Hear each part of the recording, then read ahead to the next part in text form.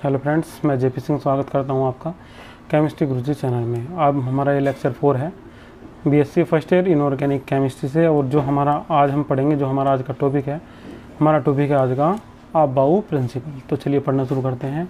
About principal, ठीक है, चलिए शुरू करते हैं।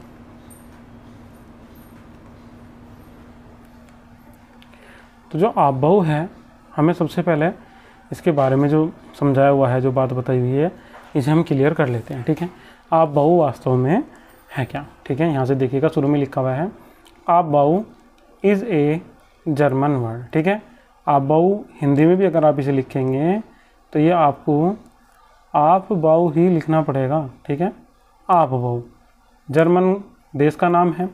वर्ड का मतलब होता है काहे से, शब्द से। ठीक है, तो ये क्या है, एक जर्मन वर्ड है। इट मीन्स इसका मतलब होता है बिल्डिंग और मेकिंग। ठीक है, बिल्डिंग और मेकिंग। तो बिल्डिंग मतलब निर्माण करना, ठीक है, जिसका मतलब क्या होता है, निर्माण करना। और मेकिंग का मतलब क्या होता है, बनाना। ठीक है, जिसका मतलब क्या होता है, निर्माण करना या फिर बनाना। तो आपको समझ में आ गया होगा कि जो हमारे पास में ये वर्ड लेके हमने जो ये वर्ड ले रखा है यहाँ, कौन सा, ये जो हमारे पास में ये अबाउ वर्ड है, इसका मतलब क्या है। ठीक है, तो अबाउ का मतलब है, ये एक जर्मन भाषा का शब्द है और इसका मतलब होता है बनाना या फिर निर्माण करना। ठीक है, निर्माण करना या फिर बनाना। फिर इसके बाद में देखिएगा क्या लिखा हुआ है, this rule was given by French scientist. ठीक है, ये रूल जो दिया था, दिस रूल को हिंदी में बोल देते हैं क्या, नियम। अगर आप हिंदी मीडियम से है तो समझते हुए चलिएगा, रूल का मतलब कहाँ से होता है, नियम से होता है। ठीक है, तो ये रूल जो दिया था, किसने दिया था, गिवन का मतलब दिया से है। ये रूल किसने दिया था, एक फ्रेंच साइंटिस्ट ने दिया था।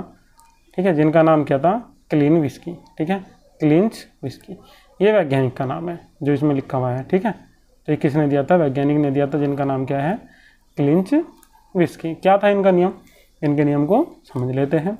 इनका नियम था इलेक्ट्रॉन विल एंटर। एंटर का मतलब कहाँ से होता है, प्रवेश से होता है। ठीक है, इलेक्ट्रॉन तो आपको पता ही होगा, electron will enter in order of these increasing energy level in given shell और सब सेल। ठीक है, ये सेल का मतलब कक्षा से है।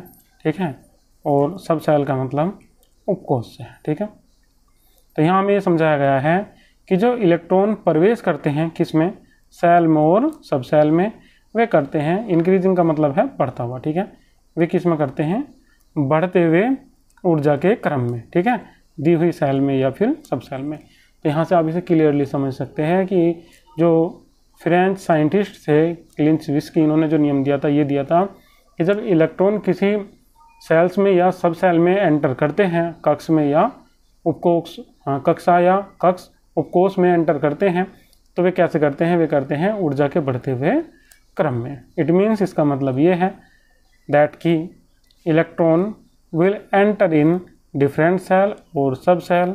जब इलेक्ट्रॉन्स डिफरेंट सेल में या सब सेल में प्रवेश करते हैं, in their increasing order of energy, तो वे प्रवेश करते हैं ऊर्जा के बढ़ते हुए क्रम में। ठीक है, इंक्रीजिंग का मतलब क्या है, बढ़ता हुआ है। ठीक है, ऑर्डर का मतलब कहाँ से है, क्रम से। ठीक है, तो बढ़ते हुए क्रम में, तो यहाँ क्या लिखा जाएगा, बढ़ता हुआ क्रम। तो बढ़ते हुए क्रम में प्रवेश करते हैं कौन, इलेक्ट्रॉन। ये किसने समझाया था, क्लिंच नाम के वैज्ञानिक ने। ठीक है, following diagram is use for the suggested the energy order of different सब सेल्स। नीचे एक डायग्राम दिया हुआ है, डायग्राम तो आप समझते होंगे। ठीक है, नीचे क्या दिया हुआ है, चित्र दिया हुआ है। इट यूज्ड, जिसका यूज किया हुआ है, सजेस्टेड द एनर्जी, एनर्जी को सजेस्ट करने में, एनर्जी को बताने में। ठीक है, किसमें, ऑर्डर में, एनर्जी के ऑर्डर को बताने में, किसमें, डिफरेंट सब सेल्स में, अलग अलग सब सेल्स में। अब मैं अगर आपको यहाँ बात करूँगा तो मैं आपको एक बार इसे फिर दोबारा से समझा देता हूँ, हो सकता है आपको एक बार से समझ में ना आया हो। तो अब आप इसे जब दोबारा समझेंगे तो आपको यहाँ से समझ में आ जाएगा, हम इसे रिकॉल करने की ज़रूरत नहीं पड़ेगी, दोबारा से पढ़ने की जरूरत नहीं पड़ेगी। चलिए फिर दोबारा से एक बार इसे समझते हैं।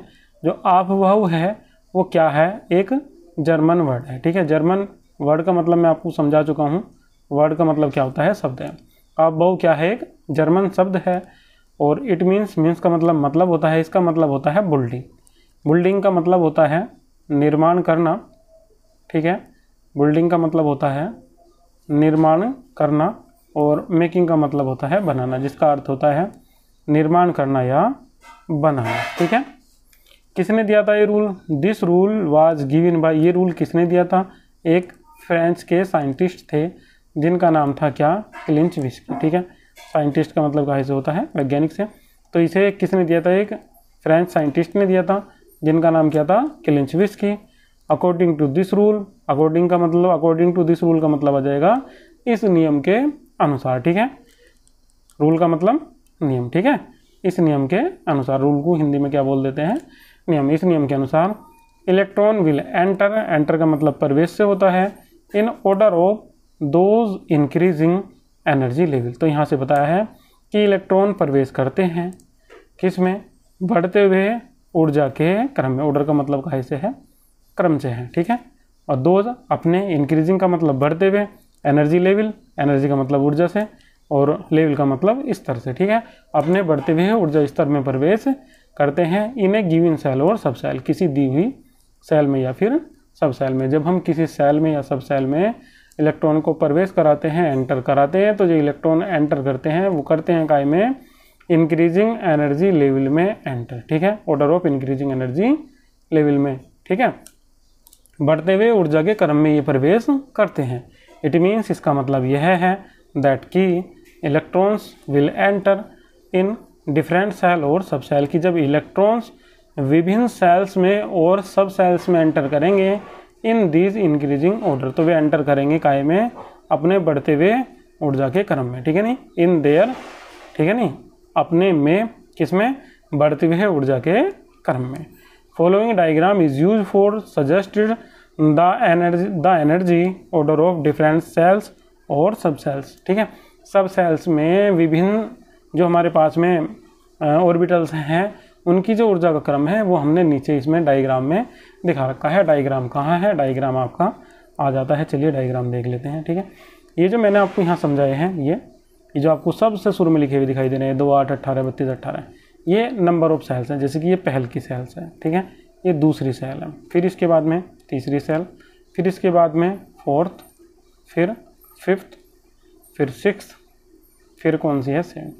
ये इस टाइप्स की हमने बनाए हुए हैं सेल्स। और ये समझाया हुआ कि एक सेल में कितने अधिकतम इलेक्ट्रॉन रह सकते हैं। ठीक है, तो जो पहली वाली सेल होगी उसमें अधिकतम कितने इलेक्ट्रॉन्स रह सकते हैं, 2, उससे अगले वाली में 8, उससे अगली में, ये मैक्सिमम समझा रखा है। ठीक है, यहाँ से काउंट कर लेंगे, इनसे ज़्यादा कभी नहीं हो सकते जो सेल्स यहाँ समझाई हुई हैं। फिलहाल अभी तक जितने भी ज्ञात हैं, ठीक है, जितने भी नोन हैं, उनमें इनसे ज़्यादा इलेक्ट्रॉन्स नहीं हो सकते हैं सेल्स में, जितने मैंने यहाँ आपको ये लिख के दिखाए हैं। ये मैक्सिमम है मेरे भाई। ठीक है, यहाँ से आगे नहीं है। चलिएगा, आप थोड़ी देर के लिए समझते हैं अपना जो आज का फंडा है, जो हमारा फिगर है। चलिए फिगर बनाना शुरू करते हैं। तो सबसे पहले आपको कुछ इस टाइप से लिख लेना है, 1s, 2s, 3s, 4s, 5s, 6s, 7s। जब आप इससे जस्ट अगले वाले रो में जाएंगे तो आपको 1 से शुरू नहीं करना है, 2 से शुरू करना है, 7 तक जाना है, ये P का कॉलम हो जाएगा। इससे अगले वाले में जाएंगे तो अब जस्ट आपको एक ऊपर से छोड़ देना है और एक नीचे से। ठीक है, यहाँ क्या था, पहले हमने ऊपर से केवल एक छोड़ा था। ठीक है, अब इसके बाद कभी एक छोड़ दिया और इसके बाद कभी एक छोड़ दिया। ऐसे ही अगली बार में एक यहाँ से छोड़ देंगे और एक यहाँ से छोड़ देंगे। ये है हमारा इसे बनाने का तरीका। इसे हम बनाते हुए चले जाएंगे। बनाने का तरीका बहुत ही आसान होता है। अब हम क्या काम करेंगे, ये जितने भी हमने बनाए हैं इन सब के चारों ओर हम क्या लगा लेंगे, घेरा। ठीक, जिस टाइप से मैं इनके घेरा लगाता हुआ जा रहा हूँ, इसी टाइप से आपको भी इनके चारों ओर क्या लगा लेना है, घेरा लगा लेना है, ताकि आपको जब ये फिगर बनाना हो तो आपको फिगर बनाने में इसमें कोई भी कठिनाई ना हो। ठीक है, ये फिगर हमने यहाँ से बना लिया है। अब फिगर बनाने के बाद में आपको खींचनी है लाइन। ठीक है, ऊर्जा का क्रम आप तभी सही से बना पाएंगे जब आपको ये सही से लाइन खींचनी आएंगी। तो ये लाइन आपको खींचनी है बिल्कुल एकदम सही से। ठीक है, लाइन ड्रा करनी है आपको बिल्कुल एकदम एग्जैक्टली। मैं आपको लाइन दिखाता हूँ, 2 कलर से मैंने लाइन दिखाई हुई है। ठीक है, पहले आप उस कलर से लाइन देखिएगा जिससे आपको इन्हें ब्रेक करना है। ठीक है, ये जो हमारे पास में आए हुए हैं, जो ऑर्बिटल्स हमारे पास में आए हुए हैं, एस के, पी के, ये समझ रहे हैं आप इन्हें, ये जितने भी ऑर्बिटल्स हमारे पास में यहाँ आए हुए हैं, इन सब का आपको यहाँ ध्यान करना है। ठीक है, ये वाले ये जितने भी हैं, इन सब का आपको ध्यान करना है शुरुआत में। चलिएगा, मैं अब आपको बना के इसे दिखाता हूँ। ठीक है, पहली लाइन देखिएगा, इस टाइप से आएगी आपकी। आप एस पे इस टाइप से लाइन ड्रा कर लेंगे, इस टाइप से लाइन खींच लेंगे, फिर 2s पे खींच लेंगे, फिर 3s और 2p को मिलाते हुए खींच लेंगे, फिर 4s 3p को मिलाते हुए खींच लेंगे, फिर इसके बाद में 5s 4p और 3d को मिलाते हुए एक लाइन खींच लेंगे, फिर इसके बाद में 6s 5p और 4d को मिलाते हुए एक लाइन फिर से खींच लेंगे, फिर से ड्रा कर लेंगे, फिर 7s 6s 5d और 5F को मिलाते हुए एक लाइन फिर से ड्रॉ कर लेंगे। फिर लास्ट में एक लाइन आप और खींच लेंगे 7P 6D और 6F को ड्रा करते हुए। अब इसके बाद में आपको ये एक कलर की लाइन आपने खींच ली है, अब आपको दूसरे कलर की लाइन खींचनी है। अब जो आप लाइन खींचेंगे वे इन गोल्स को, जो हमने ये गोले बार बार बनाए हुए हैं, इन्हें टच नहीं करनी चाहिए। जैसे कि पहली लाइन मेरी आती है येलो, ठीक है, ये देखिएगा 1S और 2S के बीच में, फिर दूसरी लाइन आएगी 2 और वाइट लाइन के बीच में, फिर 2 और वाइट लाइन के बीच में। इसी टाइप से मैं हर वाइट लाइन्स के बीच में एक येलो लाइन्स लाया हूँ, ठीक है। तो ये लाइन्स आपको यहाँ चमक भी रही होगी। ये इसी टाइप से मैं यहाँ क्या ले आया हूँ, इसमें लाइन्स ले आया हूँ। अब मुझे क्या काम करना है, अब मुझे मिलाना है, ठीक है। अब ये जो 1S और 2S के बीच में येलो लाइन है, इसे आप यहाँ से मिला देंगे। एक बार आपको लाइन मिलानी है नीचे से, ठीक है, एक बार आपको लाइन कहाँ से मिलानी है, नीचे से, और जो दूसरी बार है वो आपको कहाँ से मिलानी है, ऊपर से। फिर आपको यहाँ फिर यही काम करना है, फिर नीचे से मिलानी है, फिर ऊपर से मिलानी है, फिर यहाँ जाएंगे नीचे से, छोड़ना नहीं है कहीं भी, ये अपना आप ही जुड़ते हुए चले जाएंगे, ठीक है। तो मैं अपने फिगर में मिलाता हूँ इतने, ठीक है, आप इतने अपने फिगर में मिलाइए लाइनों को जोड़ जोड़ कर, ठीक है। ये हमारी जुड़ती हुई जा रही है इसी टाइप से ये लाइन।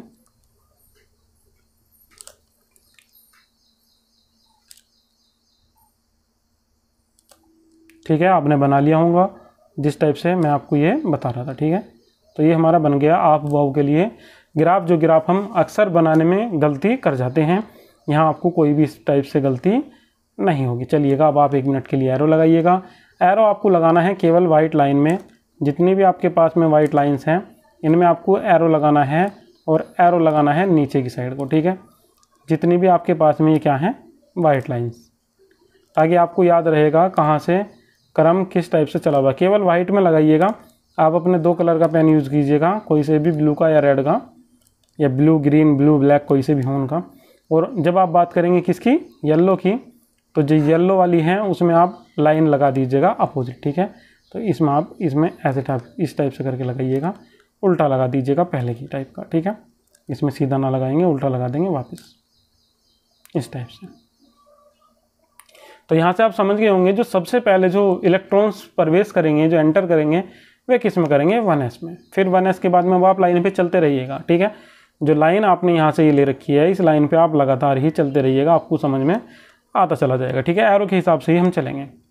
तो सबसे पहले जो एरो है इनके अकॉर्डिंग हम चलेंगे। तो सबसे पहले जो इलेक्ट्रॉन एंटर करेंगे वे किस में करेंगे, 1S में। 1S के बाद में किस में चले जाएंगे, 2S में। 2S के बाद में 2P में, 2P के बाद 3S, 3S के बाद में 3P, और 3P के बाद में 4S, 4S के बाद में फिर घूम के जाएंगे 3D में, 4P में, 5S में, 5S के बाद में 4D में, 4D के बाद 5P, 5P के बाद में 6S, 6S के बाद में 5F, फिर 5D, फिर 6P, फिर 7S, और 7S के बाद में 6F, 6D और 7P। तो यहाँ जो अगर सबसे ज़्यादा जो एनर्जी लेवल होगा वो किसका होगा, 7P का होगा, और जो सबसे कम एनर्जी लेवल होगा वो किसका होगा, 1S का होगा। तो इस टाइप से हम किसी भी एटम्स में इलेक्ट्रॉन्स भर सकते हैं, किसके अनुसार, अबाव के नियम के अनुसार। जो अबाव का रूल है उसके अकॉर्डिंग हम किसी भी एटम की जो सेल्स हैं उनमें इलेक्ट्रॉन्स भर सकते हैं। चलिएगा, मैं आपको इसका ऊर्जा का जो लेवल है, जो इसका ऑर्डर है, वो मैं आपको दिखा देता हूँ, ठीक है। तो बनाना आपको आ गया होगा। देखिएगा, ऑर्डर इसका कुछ इस टाइप से रहेगा जिस टाइप से हम बोल रहे थे, 1S, 2S, 2P, 3S, 4P, 3D, 4P, 5S, 4D, 4D के बाद में 5P, 6S, 4F, 5D, 6P, 7S, 5F और 6D और बाद में 7P, ठीक है। इस टाइप से हमारा ऑर्डर आ जाएगा। अब मान लीजिए आपको किसी का इलेक्ट्रॉन्स भरने के लिए दे दिए गए, सपोज कीजिएगा आपको इलेक्ट्रॉन्स दे दिए गए हैं 3, ठीक है। तो बस आपको ये याद होना चाहिए कि जो हमारे पास में s ऑर्बिटल्स है उसमें मैक्सिमम कितने इलेक्ट्रॉन्स हो सकते हैं, 2 हो सकते हैं।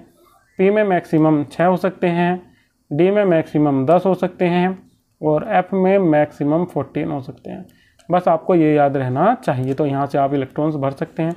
जैसे कि आपको 3 इलेक्ट्रॉन्स मिले हैं, तो जो 3 इलेक्ट्रॉन्स होंगे वे सबसे पहले किस में जाएंगे, 1S में जाएंगे। तो 1S कंप्लीट फिल हो जाएगा, कितना हो जाएगा, 1s2।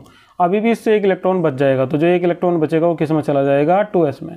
तो 2S में केवल 1 रह गया, न कि 2। क्यों, क्योंकि 3 तो सारे ही थे भाई मेरे, 4 कहाँ से कर देंगे हम इसमें। तो कितने रह जाएगा प्यारे बच्चों, केवल 1 ही रह जाएगा यहाँ से।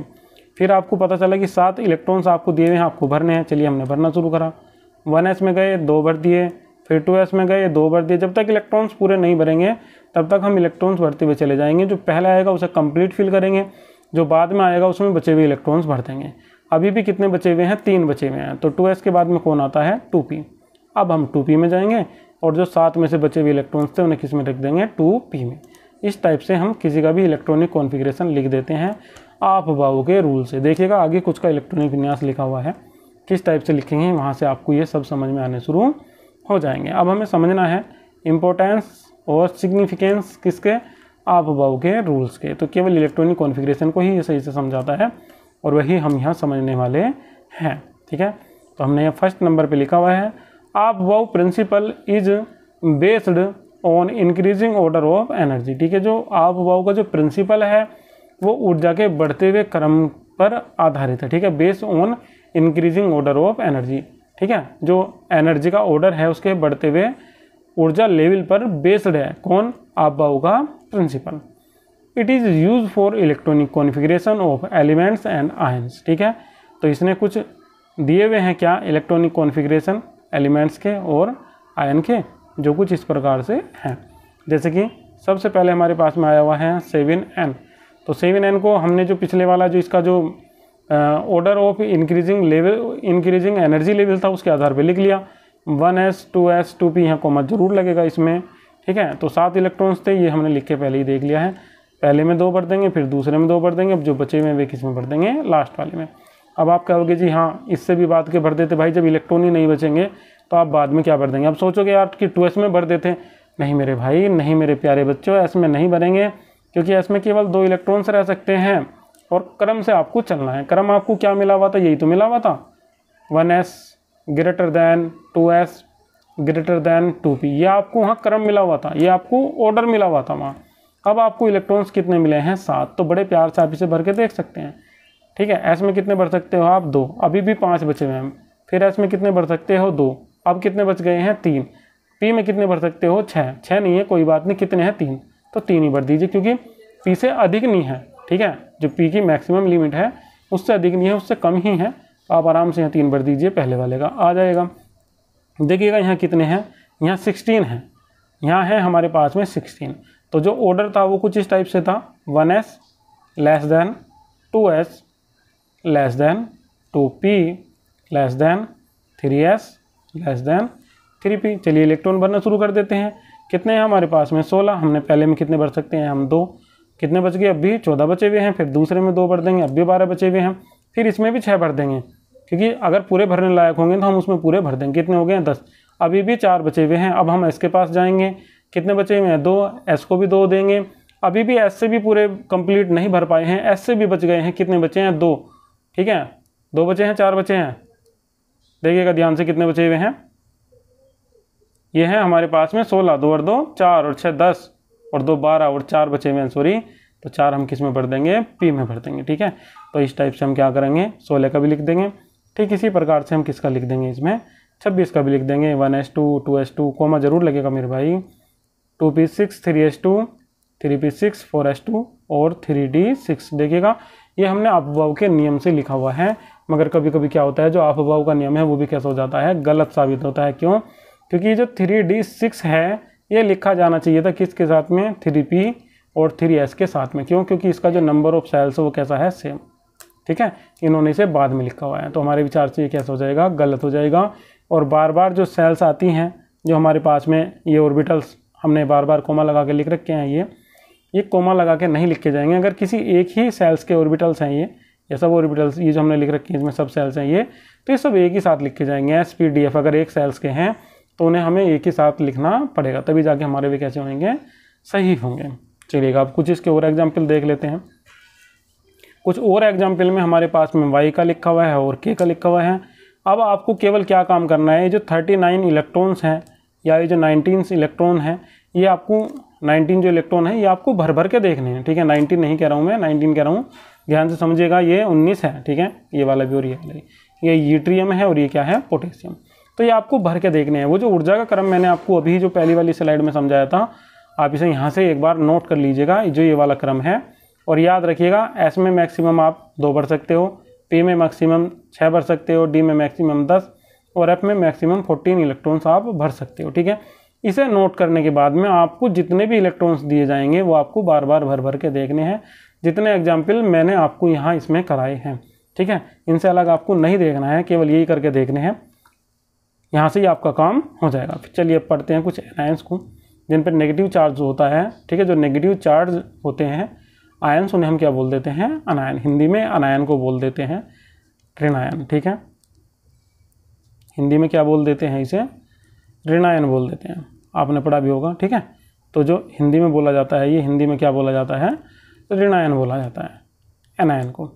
चलिएगा, अब यहाँ हमने लिया हुआ है नाइट्रोजन, फ्लोरीन, ऑक्सीजन, क्लोरीन और ये हमारे पास में फास्फोरस और सल्फर। ठीक है, अब हमने क्या काम करा, इस पर 3 माइनस दिए, तो 7 तो इलेक्ट्रॉन इसके पास में पहले ही थे, क्योंकि हमें पता है जो एटॉमिक नंबर होता है वो इक्वल होता है किसके, नंबर ऑफ प्रोटॉन्स के नंबर ऑफ इलेक्ट्रॉन्स के होता है।